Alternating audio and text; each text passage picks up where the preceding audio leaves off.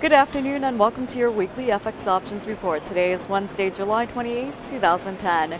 In midweek trade, the major U.S. stock averages are posting modest losses. The latest economic data releases and mixed corporate earnings results are being digested.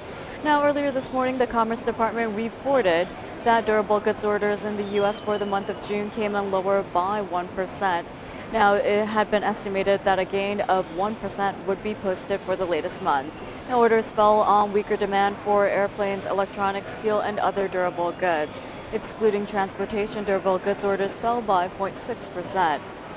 And taking a look at other fundamentals in focus, the European bank stress test results show that only 7 out of 91 banks had failed.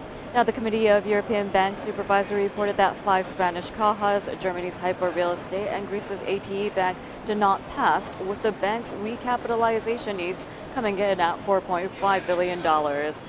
And overall market reaction in terms of the equity markets have cheered those results, but some do remain skeptical about how rigorous those stress tests had been and whether or not it tested the European banking sector enough. Now, some analysts are saying that it does not test whether the European banking sector would survive in terms of a sovereign default scenario.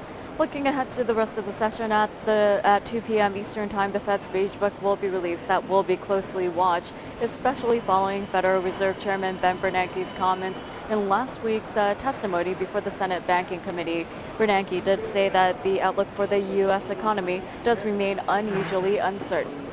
Now, one way to trade your views on U.S. dollar strength or weakness is to take a look at IC's FX options. One advantage is that they are U.S. dollar denominated.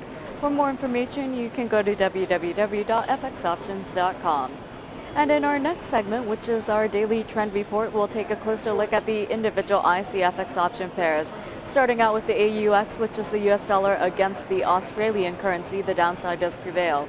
Now, the R side for that pair is capped by a bearish trend line, and the preference of trading central analysts is short positions below the pivot of 118.50 with targets at 106.75 and 102 in extension. For the BPX, which is the U.S. currency against the British pound, that pair is under pressure. Now, it has broken below its bullish channel lower boundary, and the preference of trading central analysts is short positions below 67.50 with targets standing at 63 and 61 in extension. For the CDD, the U.S. currency against the Canadian dollar, that pair is under pressure. Now, the R side for that pair is mixed with a bearish bias, and the preference of trading central analysts is short positions below 106.50 with targets at 101.40 and 99.50 in extension. And moving on to the UI, which is the U.S. currency against the euro, the downside prevails. Now, the RSI is also within a bearish channel, and the preference of trading central analysts is short positions below 80.70 with targets standing at 76 and 74 in extension. And for the SFC, which is the U.S. currency against the Swiss franc, that pair is under pressure. Now, the RSI has broken below its rising trend line, and the preference of trading central analysts is short positions below 107 with targets at 103.90 and 102 in extension. And last but not least, taking a look at the YUK, which is the last pair we'll be looking at in this segment, caution is advised. The pair is close to a strong support area, and the preference of trading central analysts is short positions below 90 with targets standing at 86 and 83.55 in extension. In our next segment, we bring you our weekly trend opinion. Now, last week, the U.S. dollar bearish trend remained against the other major currencies. In terms of portfolio, since its inception in August of 2007, it is higher by 1,666.60%. And since the beginning of this year, January 2010, the portfolio is up by 386.5%.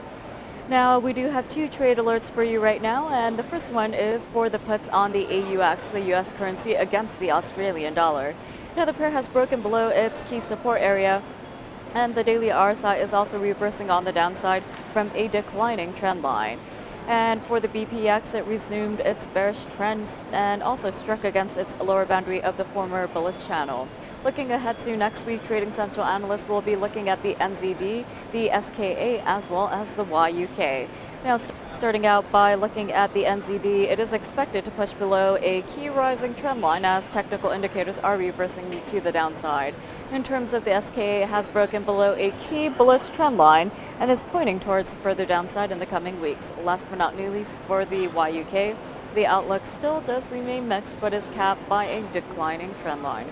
And that does wrap it up for your weekly FX Options report. Make sure to tune in next Wednesday for your latest in FX Option news. Thanks for watching and have a great day.